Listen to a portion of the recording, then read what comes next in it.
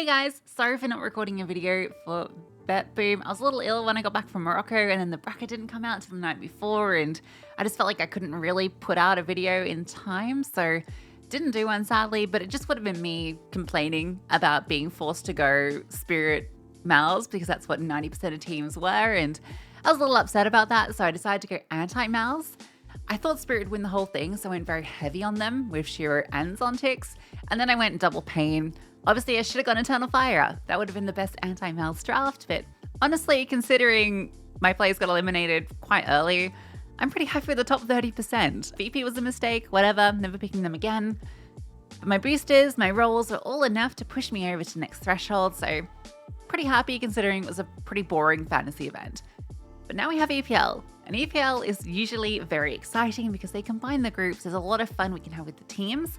But before we look at the teams, before we make some predictions, there is a new booster that they've brought in. So I want to quickly look at that just before we look at Pro League itself. So I'm going to tell you straight up, I'm not a fan of this new booster.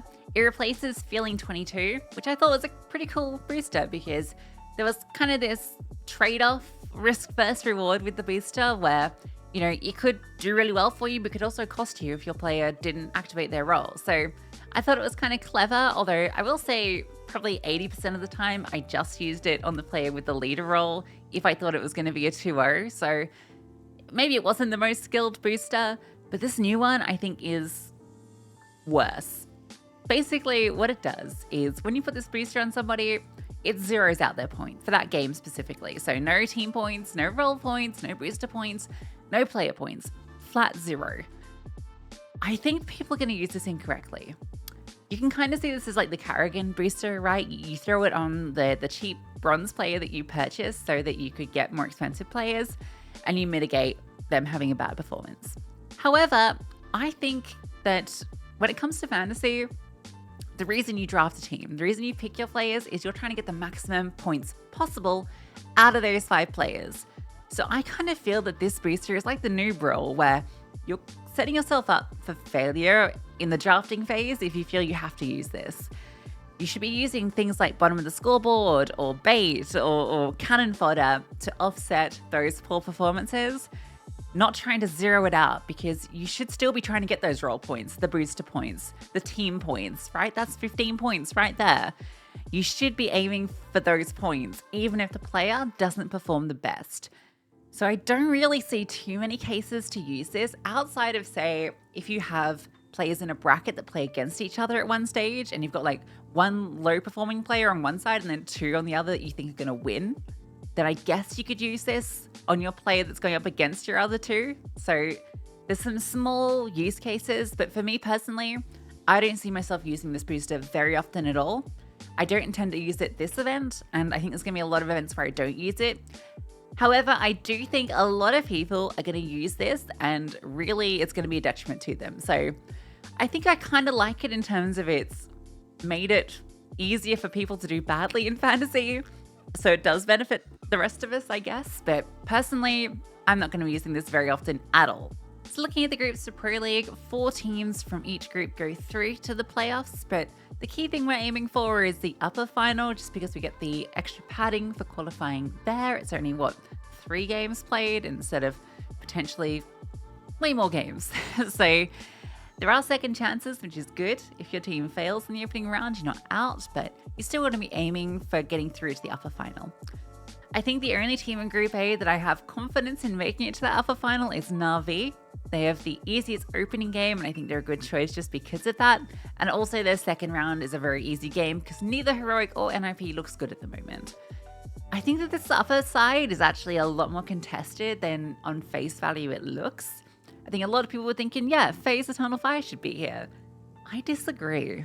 I think that Sangal are the team to maybe consider here.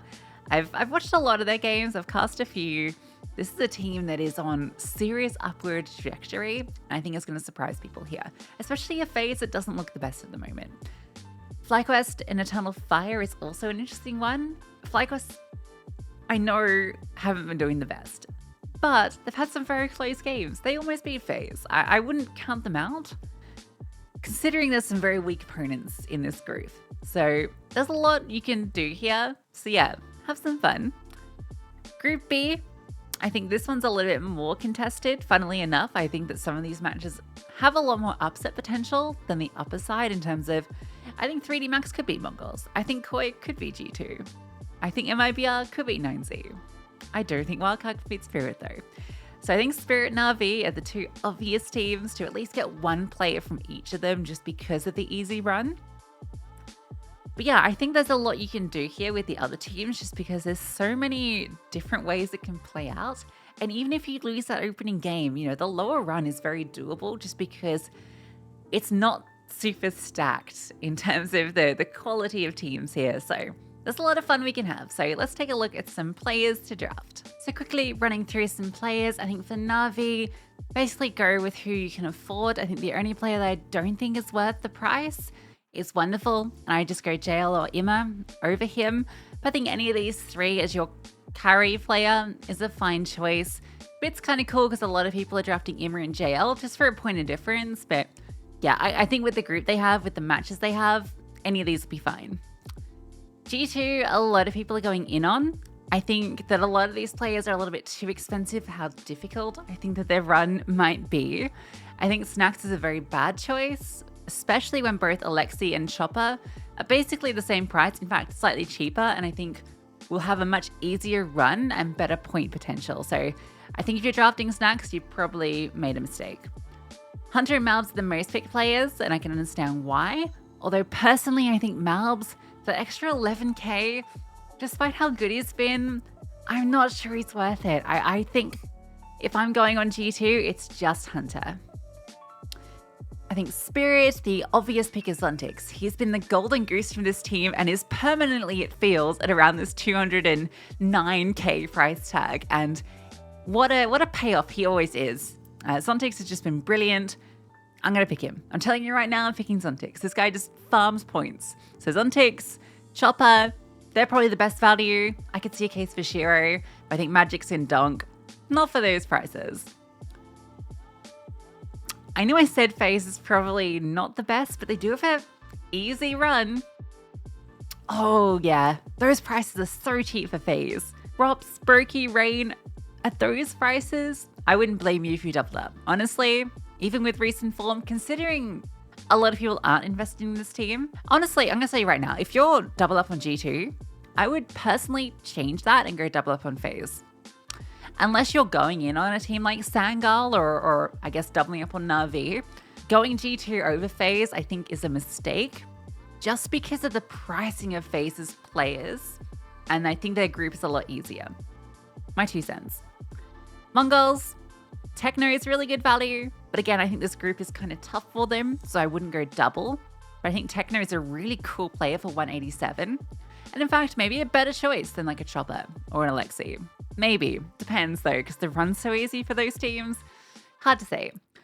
9Z, I think a really cool dark horse team. I don't think they can beat Spirit, but I do think they can win the lower final in that group. Wazo pick, Martinez, both really affordable.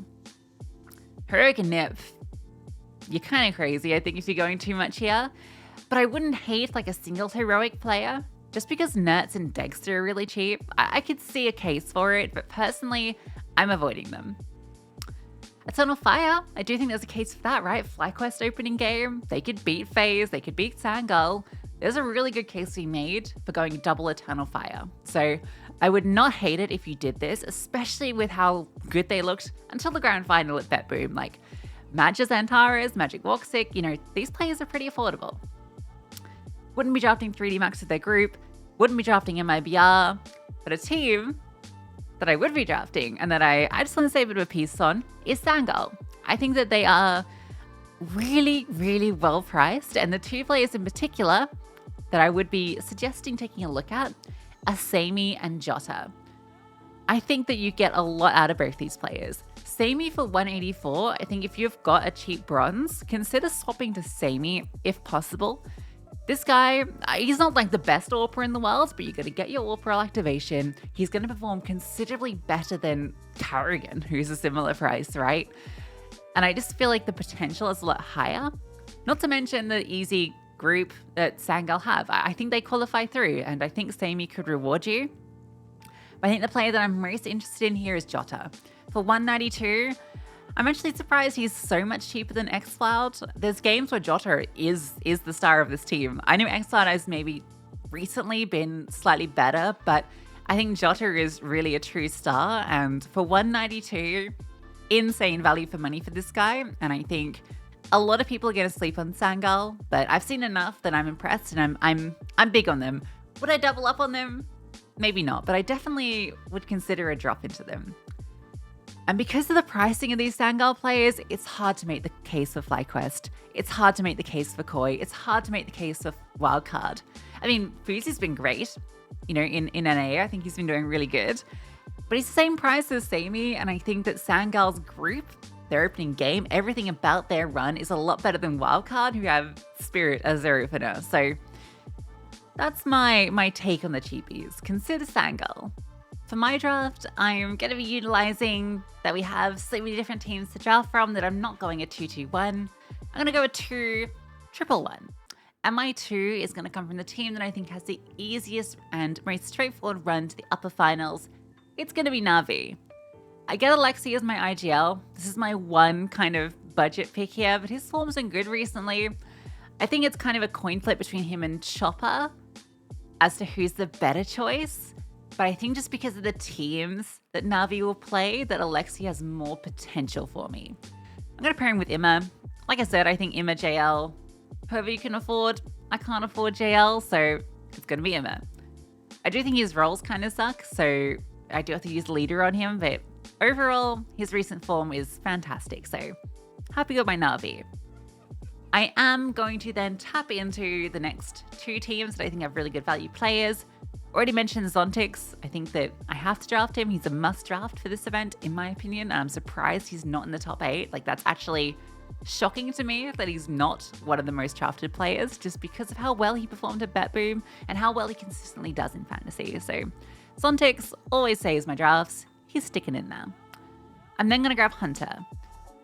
I don't love G2, but I also don't want to miss out on G2. And I think Hunter, I'm not over investing. And I think his recent, like last month, I think 1.2 something rating. So he's been looking pretty good as of late. And yeah, I'm pretty happy with these 3. Leaves me with 194. And I'm sure you can guess now where we're going. And it's down, down, down, down, down to Jota. He's my gamble pick, but I feel like the other 4 players are solid enough, particularly this rifle core, that even if Jota doesn't live up to the hype I put on him, for 192, the payoff is so much more than the risk. I just feel that the potential for him in this group is really high, and I wouldn't be surprised if he ends up getting me more points than Hunter. He'll definitely get me more than Alexi. So that's going to be my team. Let me know what you think. Double Na'Vi, bit of Spirit, bit of G2, bit of Sangal. The only regret I have here is maybe not going in on FaZe, but it's because I wanted Jota. I really wanted Jota, which meant I can't go FaZe because they play each other in the opening game. Anyway, let me know what you think. Let me know what you're drafting, and as always, good luck.